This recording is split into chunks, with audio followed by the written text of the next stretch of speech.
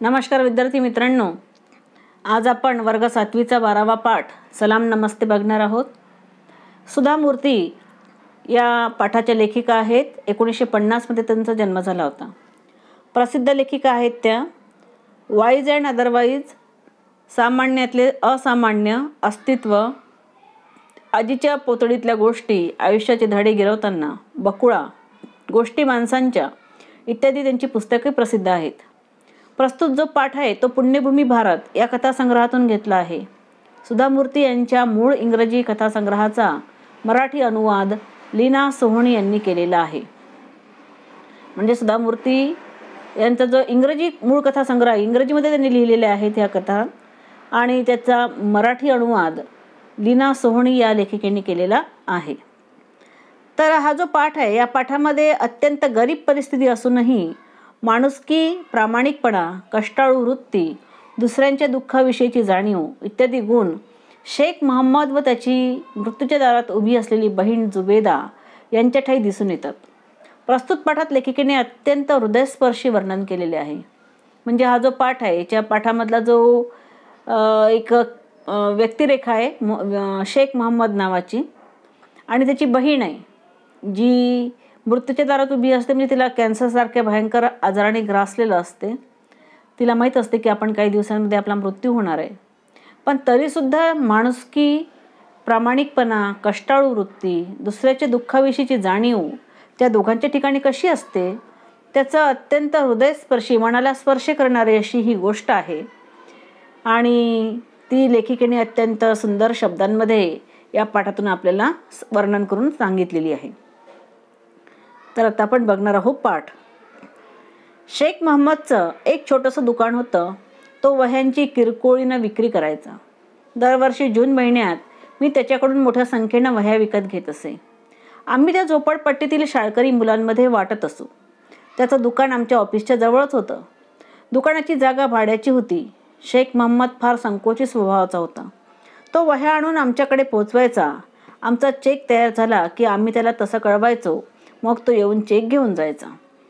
तर हा जो शेख मोहम्मद होता, एक छोटंसं दुकान होतं त्याचं, आणि तिथे तो नोटबुक किंवा वह्या ज्या असतात आपल्या त्यांची किरकोळ, म्हणजे ज्याला 2 लागेल, 4 लागेल, 6 लागेल, डझनभर लागेल अशी तो विक्री करायचा। त्याला किरकोळ विक्री म्हटलेलं आहे। दरवर्षी जून महिन्यामध्ये लेखिका काय करायच्या की त्याच्याकडून मोठ्या संख्येने वह्या विकत घ्यायच्या।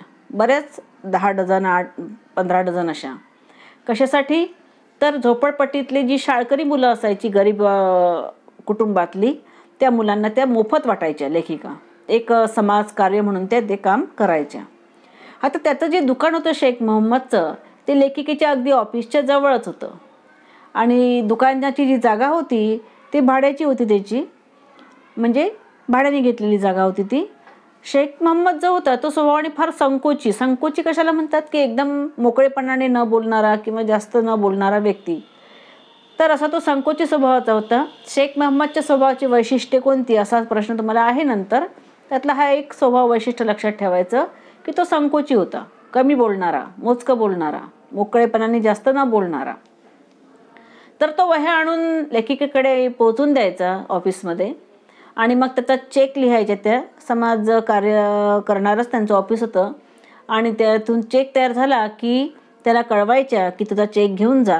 तो यायचा आणि चेक घेऊन जायचा। चेक म्हणजे समजतं ना, धनादेश, मराठी त्याला काय म्हणतात, धनादेश, की जो बँकेत जमा केला की मग आपल्या अकाउंटला पैसे जमा होतात। तर असाच एकदा तो आमच्या ऑफिसात आला होता। त्यावेळी आम्ही सर्वजण मिठाई खात होतो। मी शेखच्या हातावर मिठाई ठेवली, पण त्यानं ती खाल्ली नाही। का रे शेख, तुला मधुमेहाचं दुखणं वगैरे आहे का? नाही मॅडम, खाऊ घरी न्यावा म्हटलं, घरात लहान मुलं आहेत, माझ्यापेक्षा त्यांना त्याची गोळी जास्त। तुला किती मुलं आहेत? मी विचारलं। ती तेवढीशी मिठाई घरी जाऊन पुरली असती की नाही कुणास ठाऊक। मॅडम, मला एक मुलगी आहे, शिवाय माझी भाची पण माझ्याकडेच असते। तर एकदा शेख मोहम्मद चेक नेण्यासाठी ऑफिसमध्ये आला होता, आणि तेव्हा ह्या ऑफिसमधले जी कर्मचारी होते सगळेही मिठाई खात होते। तर लेखिकेने सहजच एक मिठाई शेखच्या हातावर ठेवली, परंतु त्याने काही ती खाल्ली नाही, हाती तशीच ठेवली। तर लेखिकेने त्याला विचारलं की का बरं तुला मधुमेहाचं, म्हणजे शुगर ज्याला म्हणतो आपण, मधुमेहापेक्षा आपण शुगर शब्द जास्त वापरतो, इंग्रजी शब्द आपल्या तोंडी बसलेला आहे। तर असं काही दुखणं आहे का तुला, शुगर वगैरे आहे का? त्यावर तो काय म्हणतो की नाही नाही मॅडम, हा जो खाऊ तुम्ही दिला आहे तो मी माझ्या घरी नेणार, कारण माझ्यापेक्षा याची गोडी माझ्या मुलांना जास्त वाटेल. तर मग लेखिकेने त्याला सहज विचारलं की बाबा तुला किती मुलं आहेत? तर तेवढीशी जी मिठाई दिली होती लेखिकेने त्याच्या हातावर, ती त्या मुलांना पुरणार की नाही पुरणार म्हणून मॅडमने विचारलं. तर शेख महम्मदने सांगितलं की मला एक मुलगी आहे आणि माझी जी बहीण आहे ती माझ्याच घरी असते, आणि तिची एक मुलगी आहे, म्हणजे बहिणीची मुलगी म्हणजे कोण असते, भाची. माझी भाची पण माझ्याकडेच असते. पुढे लेखिका त्याला म्हणतात की का बरं तुझी भाची तुझ्याकडे का असते?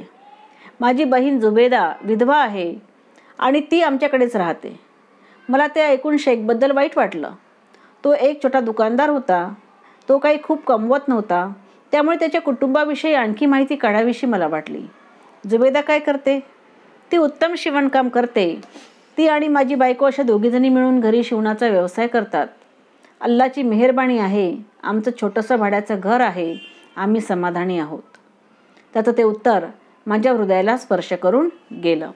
तर लेखिकेने थोडं पुढे त्याची चौकशी केली की बाबा तुझी बहीण जी आहे, भाची जी आहे, बहिणीची मुलगी तुझ्याकडे का असते? तर त्यावर त्यांनी सांगितलं की माझी जी बहीण आहे जुबेदा ती विधवा आहे, म्हणजे तिचा पती जो आहे तो मरण पावलेला आहे आणि म्हणून त्याची बहीण याच्याचकडे राहायला आलेली आहे.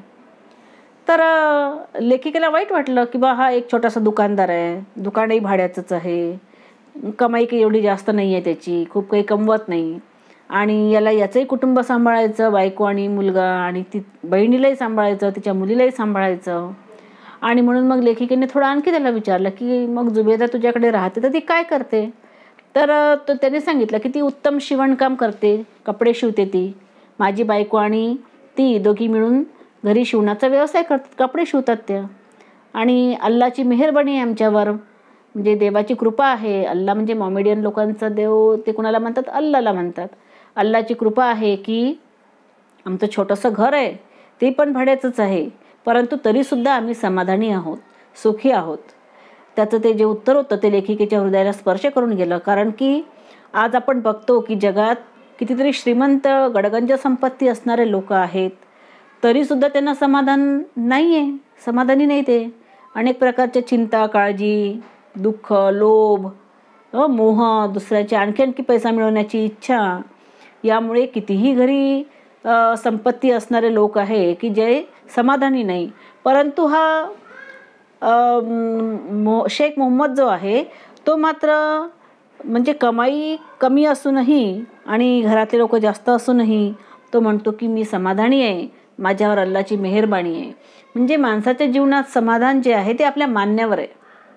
तुम्ही 2 वेळचं जेवायला मिळते सुखासमाधानाने आणि शांत झोप लागते, यात खरं सुख आहे माणसाला, आणि समाधान शेवटी मान्यावर असतं.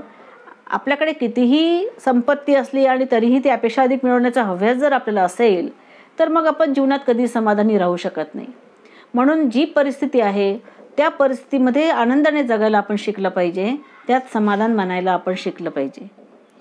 तर लेखिकेला जेव्हा त्यांनी सांगितलं की मी समाधानी आहे, तेव्हा त्याचं उत्तर लेखिकेच्या हृदयाला स्पर्श करून गेलं. आजकालच्या जगात समाधान हा शब्द तसा दुर्मिळ झाला आहे. आताच आपण बघितलं की आजकाल इतकी संपत्ती लोकांजवळ आहे तरीही ते समाधानी नाही. म्हणून लेखिका म्हणते की समाधान हा शब्द दुर्मिळ झाला आहे, म्हणजे सहसा कुणाच्या तोंडात मी समाधानी आहे असं ऐकायला आपल्याला मिळत नाही. असेच काही महिने लोटले आणि एक दिवस शेखचा मला फोन आला की मॅडम, या खेपेला मला तुम्ही चेक ॲडव्हान्समध्ये देऊ शकाल का? का बरं शेख, काही खास कारण? होय मॅडम, जुबेदाला कॅन्सर झाला आहे, उद्या तिचं ऑपरेशन आहे. मी ताबडतोब ऑफिसात निरोप ठेवून चेक त्याच्या घरी लगेच पाठवून दिला. तर अचानक एक दिवस काही महिने लोटले आणि एक दिवस शेखचा अचानक फोन आला की मॅडम, तुम्ही जो मला चेक देता त्या वह्या विकत घेतल्यानंतर तो मला ॲडव्हान्समध्ये द्याल का? यावेळी थोडं वह्या द्यायच्या आधीच मला द्याल का, लवकर द्याल का चेक?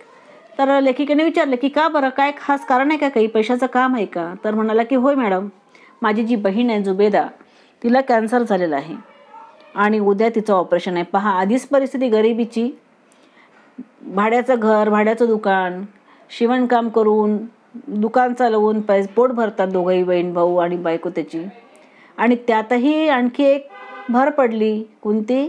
की जुबेदाला कॅन्सर झाला होता आणि तिचं ऑपरेशन होतं. लेखिकेला वाईट वाटलं. त्यांनी ताबडतोब चेक लिहिला आणि त्याच्या हवाली केला, त्याच्या घरी लगेच पाठवून दिला. तर अशा प्रकारे शेख महम्मद याच्याविषयीची आपण जी माहिती या ठिकाणी बघितली आहे पेज नंबर 55. आणि या पुढचा भाग आपण पुढे नेमकं काय झालं ते आपण नंतरच्या तासिकेमध्ये बघूया. तुम्ही हा पाठ वाचायचा आहे आणि याच्यात जे इंग्रजी शब्द आलेले आहेत ते शोधायचे आणि त्याला मराठी पर्याय कोणते आहे ते लिहून काढायचे. यानंतर आपण उद्याच्या तासिकेत भेटणार आहोत. ठीक आहे, धन्यवाद.